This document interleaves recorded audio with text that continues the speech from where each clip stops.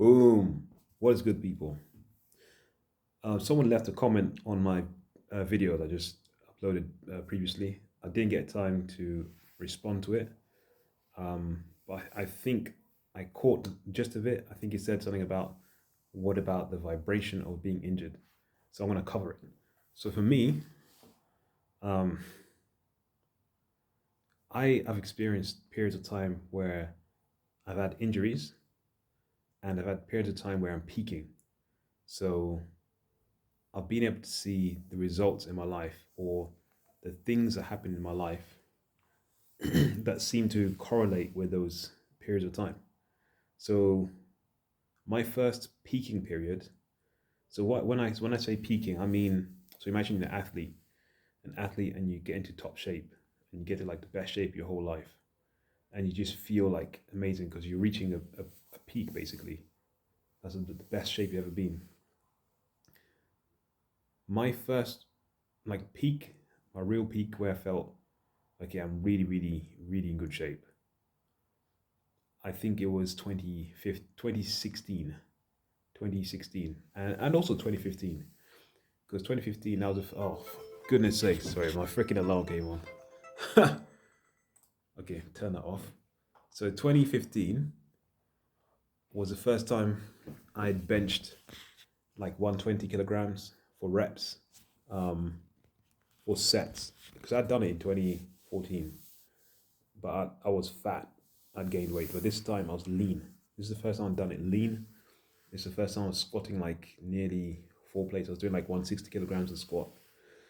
So I was feeling like really in the best shape of my life. And I'd lost my job in 2015, um, but I was feeling positive. And then I ended up with like the best job I'd ever had at a point in time. So for me, that was a first inkling that when you're very fit and healthy, it tends to attract good opportunities to your life. Like for me, even during that time, I was getting like calls for interviews and stuff like that, which I'd never received before. And then I contrast that with 2018 when I got my first proper shoulder injury, which is this right shoulder, which I'm dealing with an injury now again. That that period of time, I remember the struggle getting a new job. I was changing careers, and the job that I got was, man, that place when I first started, I hated it. I was literally drowning. I was like, man, I'm not going to stay here for 6 months.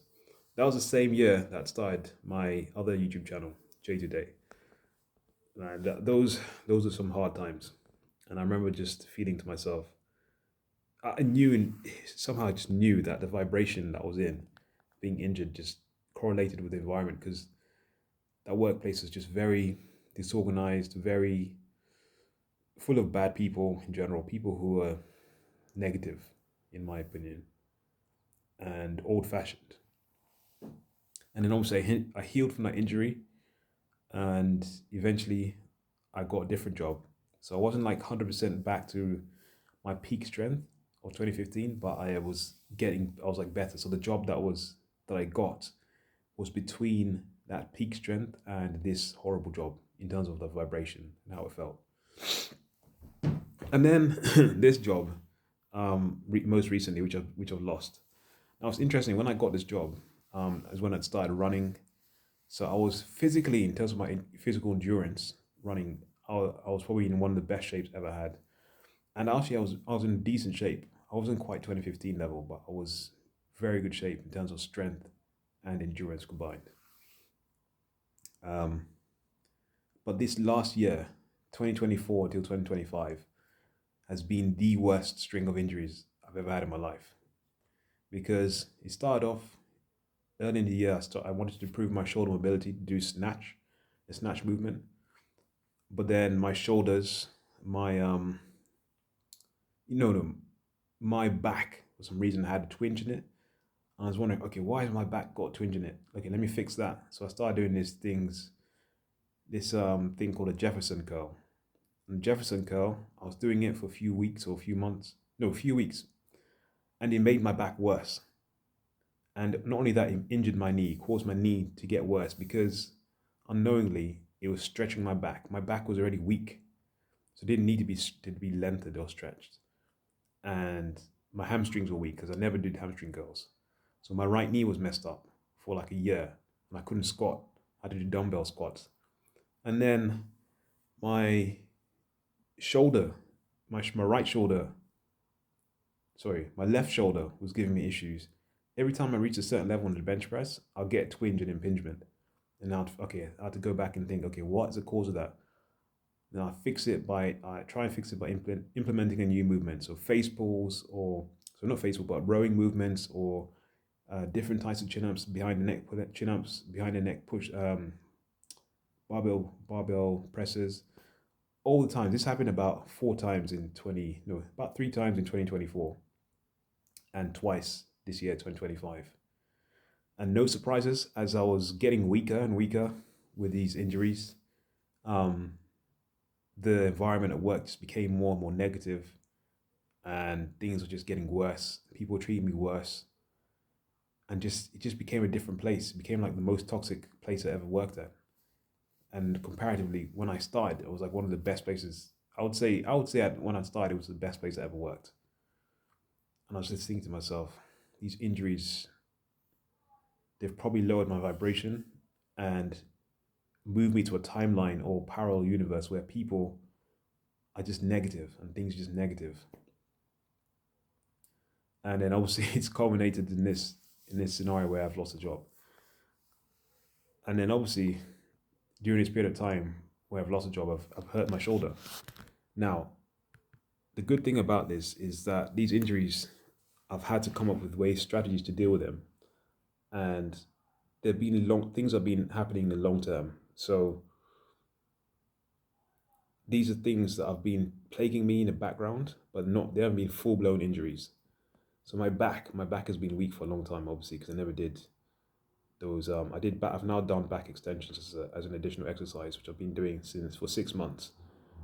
Eliminated my back problems, and now that's strengthened everything else. My squat went up, deadlift went up, just things went up.